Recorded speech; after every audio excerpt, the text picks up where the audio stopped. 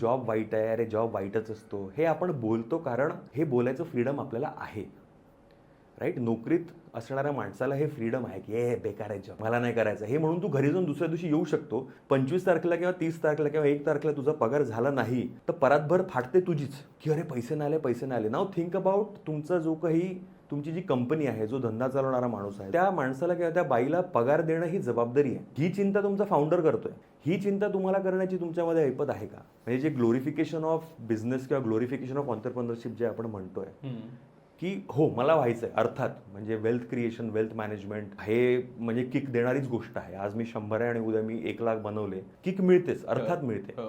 पण ती किक मिळण्यासाठी जो डिसिप्लिन आहे किंवा जी तुम्हाला शिस्त लागते, जे स्किल लागतात, त्याची रिस्क घ्यावी लागते, ते रिस्क घ्यावी लागते, ती तुमच्यात आहे का? हे नोकरीबद्दल क्रिप करणाऱ्या प्रत्येक माणसाने विचारावं.